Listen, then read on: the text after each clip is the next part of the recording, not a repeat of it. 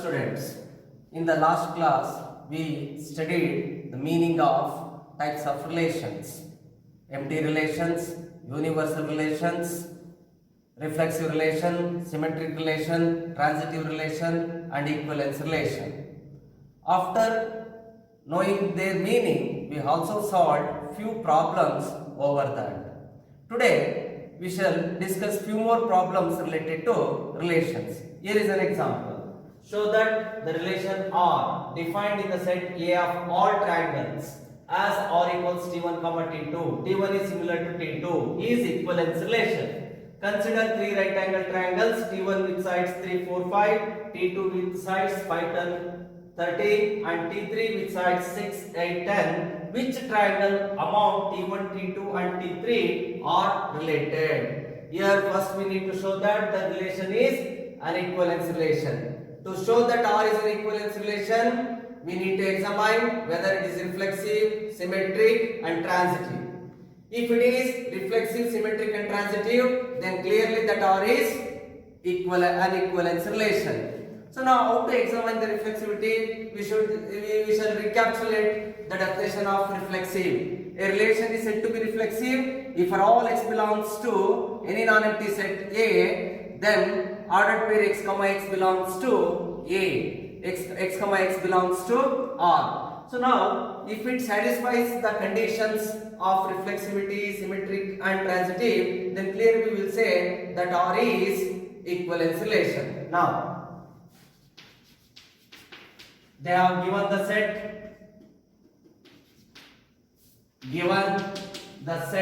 A where it is set of all triangles. Set of all triangles. And a relation R defined as set of all ordered pair T1, T2 such that T1 is similar to T2.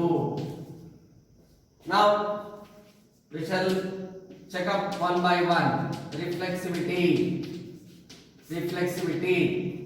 No doubt every triangle is similar to itself.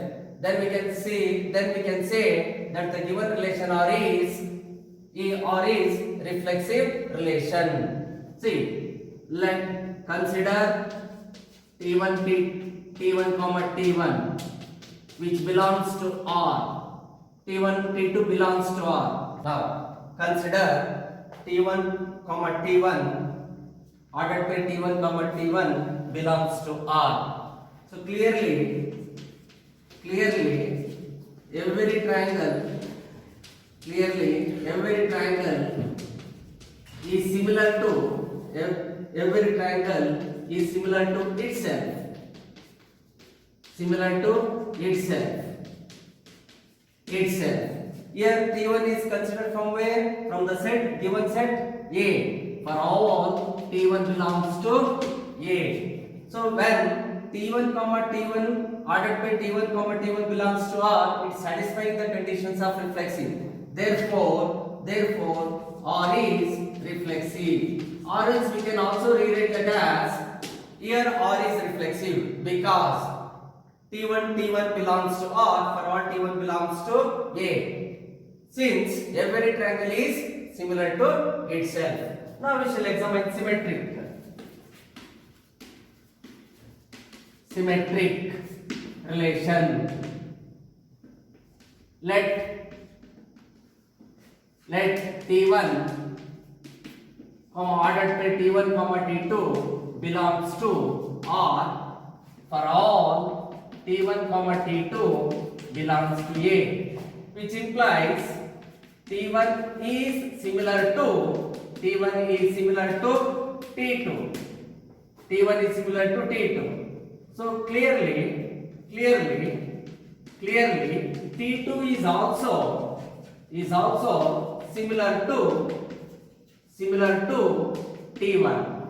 That implies T2, T1 belongs to R. Since T1, T2 belongs to R implies T2 comma T1 belongs to R. Therefore, R is symmetric. R is symmetric. Now we shall check up the transitivity. Transitivity. Let T1 comma T2 belongs to R and T2 comma T3 belongs to R for all T1, T2 and T3 belongs to A.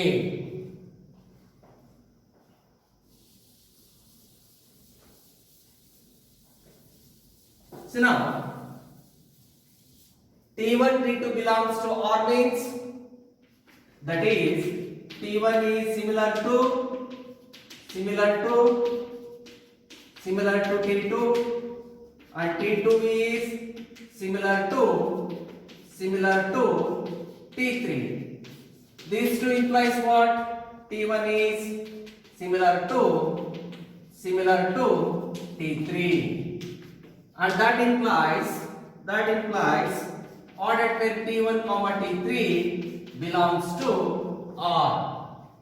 Since ordered pair T1 comma T2 belongs to R and T2 comma T3 belongs to R implies T1 comma T3 belongs to R. Therefore, R is transitive.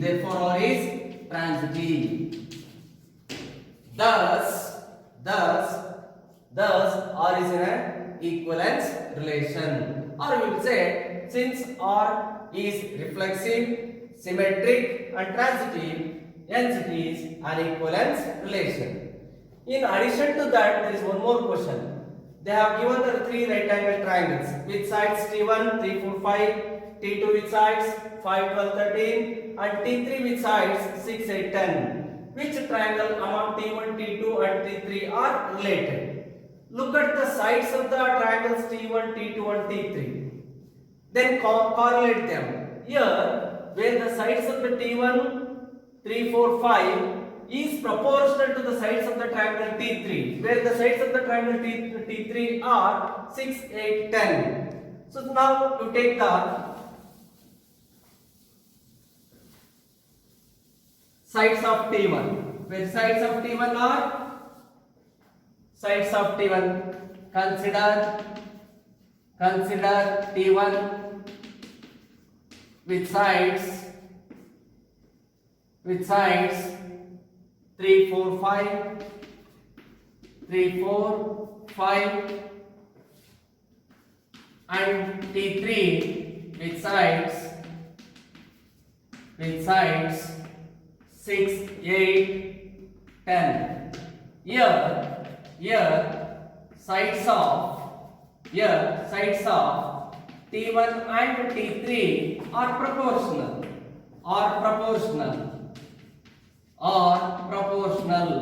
That is 3 by 6 equals 4 by 8 equals 5 by 10. Therefore, T1 is related to T3. We can examine with the T2 also. See, 3, 4, 5 never be proportional with 5, 12, 13. Or 5, 12, 13 never be proportional with 6, 8, 10. Therefore, here we need to find what? Which triangle among T1, T2 and T3 are related? Clearly, T1 is related to T3 because their sides are proportional. So now, we will solve one more example. For this, we will easily give an example for this one. Here we need to give an example which are symmetric but neither reflexive nor transitive. The first question. For the second one is, we need to give an example of a relation on a non-empty set where it is transitive but neither reflexive nor symmetric. For the first one, before defining a relation, we need to consider a non-empty set. Let A equals 1, 2, 3 be a non-empty set, and R equals, see here we need to give an example where it is symmetric but neither reflexive nor transitive. Here if I take 1, 2 and 2, 1, it is sufficient for the first question where it is R is symmetric but neither reflexive nor transitive. See here, clearly R is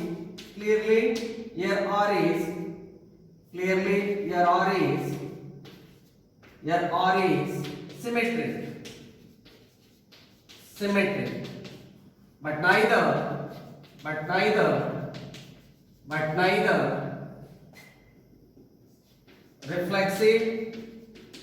but neither reflexive nor transitive, because 1, 2 belongs to R implies 2, 1 belongs to R. Therefore, R is symmetric. Since 1, 1 does not belongs to 1, 1, 2, 2, 3, 3 does not belongs to R. Therefore, R is not reflexive.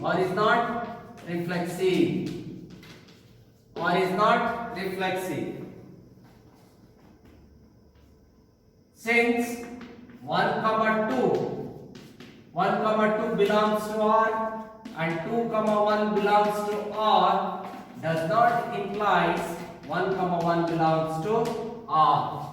Therefore, R is not transitive. Or else, first show that R is symmetric, R is reflexive, and R is not reflexive, and R is not transitive. Then we can conclude it. This is an example for a required relation which is symmetric but neither reflexive nor transitive. Now look at the second question. Here we need to show, or we need to give, not show, we need to give an example where that relation is transitive but neither reflexive nor symmetric.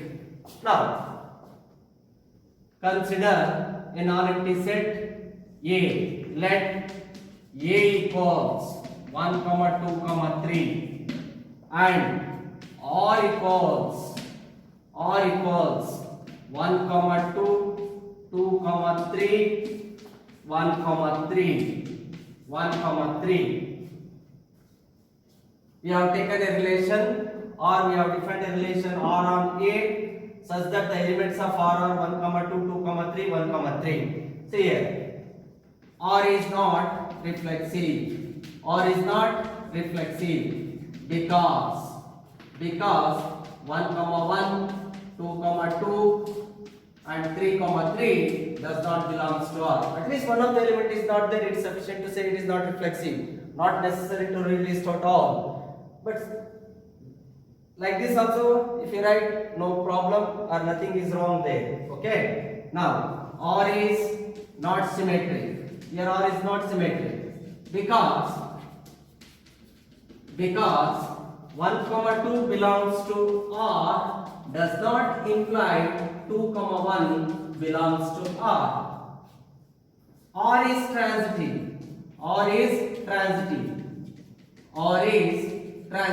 because another way 1, 2 belongs to R and 2, 3 belongs to R implies 1, 3 belongs to R. So that's all. If you give a respective counter example for the given required, it is sufficient. Now we will discuss one more concept of the unit, that is functions. In first view, you learned the definition of functions and also studied few types of functions like linear function, identity function, constant function, modulus function, signum function, greatest integer function, etc. The extended part in second view is other types of functions like one to one, onto, one to one and onto, invertible, composition of functions. These are the concepts we need to discuss in second view concept. Before that, we shall recapitulate the meaning of function. What is a function? A function f from A to B. What are A and B?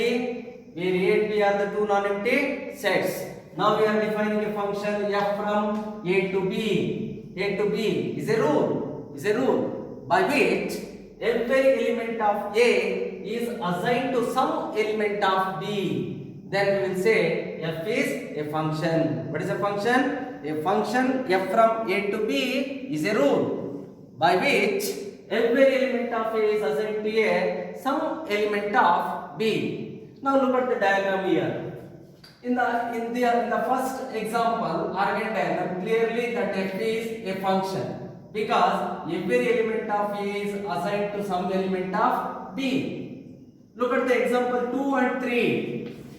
In the example 2, 4 has no image element in B, therefore it is not function. And look at the example 3. Here 1 is assigned to two different element of B,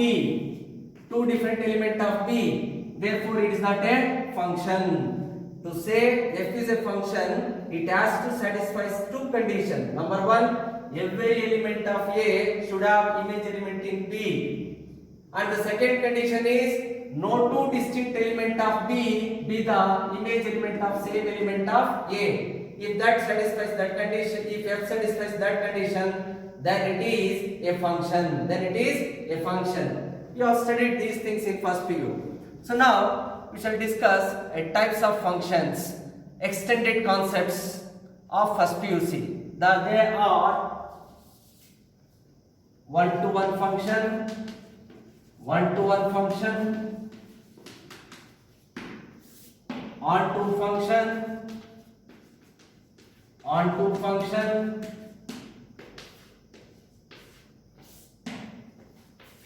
one-to-one and onto function. What are one-to-one function, onto function, one-to-one and onto function? When do we say a function f is one-to-one? To say a function f from A to B, now we shall discuss one-to-one function. To say a function f from A to B is one-to-one, is said to be one-to-one if it satisfies the condition. If f of x1 is equal to f of x2 implies x1 equals x2 for all x1, x2 belongs to A, or if f of x1 not equal to f of x2, that implies x1 not equal to x2 for all x1, x2 belongs to A, or else a function is said to be one-to-one. A function is said to be a one-to-one if distinct element of domain is assigned to distinct element of codomain. Then a function is one-to-one. Now, look, you can see that by Venn diagram or Argand diagram. See A to B, not Venn diagram, it is Argand diagram. 1, 2, 3, 4, A, B, C, D, E. 1 assigned to A, 2 assigned to B, 3 is assigned to C, 4 is assigned to D. See, distinct element of A are assigned to distinct elements of B. Clearly here F is one-to-one. Suppose if we have one more element, say 5, if 5 is assigned to D or some other elements, do we say that function is one-to-one? It never be a one-to-one. To say it is one-to-one, distinct element of A should have distinct images in codomain. Then only it is one-to-one. Or in conditions, if f of x1 equals f of x2 implies x1 equals x2 for all x1 x2 belongs to A. Or if f of x1 is not equal to f of x2, then it has to imply x1 is not equal to x2 for all x1 x2 belongs to A. Now we shall discuss define onto function. We shall define onto function. A function f from A to B, a function f from A to B is said to be onto, if range is equal to codomain. If range is equal to codomain, then f is said to be onto. Or else a function f from A to B is said to be onto for all y belongs to B. There exists x belongs to A. For all y belongs to B, there exists at least some x belongs to A. Then we say f is onto. F is onto. In generally what we will say, none of the element of codomain remain as image element, or every element of codomain be the image of some element of domain. Then we will say that function is onto. For one-to-one function, we will also call that one-to-one function as injective function. One-to-one function is also called it as what? Injective function. It is also called it as injective function. Similarly, onto function is also called surjective. Is also called it as surjective function. Surjective function. One-to-one, nothing but injective. Onto is nothing but surjective. Now we will define one more function, one-to-one and onto. To say a function is bijective. If it is both one-to-one and onto. See here, we never define one-to-one and onto function. We will define bijective function. If a function is one-to-one and onto, then that function is bijective. A function which is both one-to-one and onto function, that is called as bijective. Or if a function is injective and surjective, then it is bijective. A function which is both one-to-one and onto, it is called bijective function.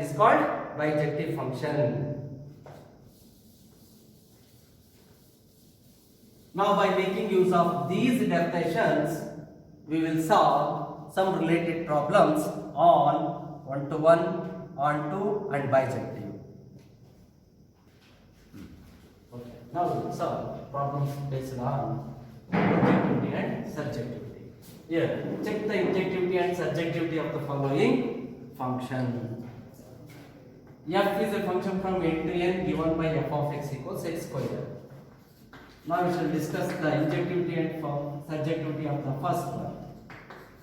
Given f is a function from n to n. N means set of natural numbers. And f of x equals x square. Consider f of x1 equals f of x2 for all x1, x2 belongs to n. We have taken f of x1 is equal to f of x2, where x1, x2 are the any two elements of n. N is nothing but set of natural numbers. What is f of x? They have defined f of x as x square. Then f of x1 square is x1 square. Then x2 square. Where it implies x1 equals x2. By the definition of 1 to 1, a function is said to be 1 to 1 if f of x1 is equal to f of x2 implies x1x is equal to x2, then it is 1 to 1. Since that f of x here satisfying that condition, therefore f is 1 to 1. 1 to 1. F is 1 to 1. Or it is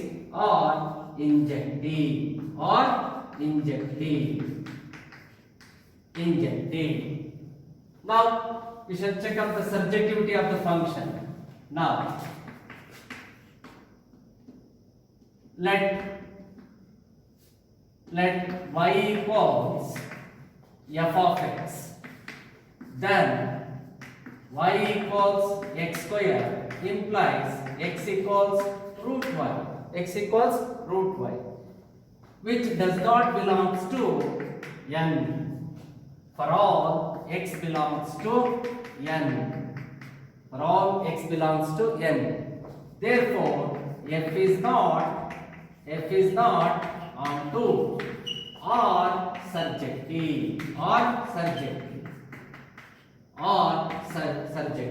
Or we can also solve this one by let y be any arbitrary element in codomain. Here the codomain is what? N only.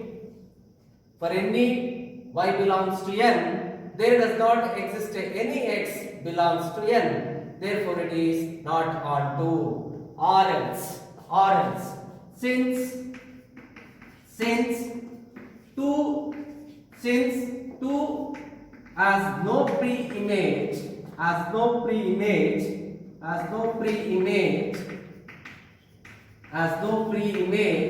in domain hence f is not onto. Or codomain is not equal to range. This is how we can examine the surjectivity of the function. Now we shall discuss the injectivity and surjectivity of the second problem. Here f is a function from z to z. Z means set of integers, where f of x is given by f of x is equal to x square. Given f from z to z, and f of x is equal to x square for all x belongs to z. Consider f of x1 equals f of x2 for all x1 is equal to x2 belongs to z, where x1 square equals x2 square, x1 is equal to plus or minus x2. Thus, f is not what? Not 1 to 1 or injective. Or thus, f is not 1 to 1. F is not 1 to 1. Or by giving counter example, since f of minus 1 is equal to f of 1 is equal to 1, distinct elements of domain are having the same image in codomain. Therefore, it is not 1 to 1. Since f of minus 1 is equal to f of 1 is equal to 1, where minus 1 is not equal to 1, therefore f is not injective. For onto, you take any negative element in the codomain. They are not having any pre-images in domain. Therefore, it is not onto. Or we will say, since that codomain is not equal to range, therefore the function is not onto. Since 2 is not since 2 has no pre-image, not only 2, at least one counter example if you give, it is sufficient to say it is not onto. Here I have taken only 2, like that you can give, where 4 and minus 1, minus 2, minus 3, they are not having any pre-images in domain. Therefore, it is not onto. Since 2 has no pre-image in domain, therefore f is not onto, f is not onto, or surjective,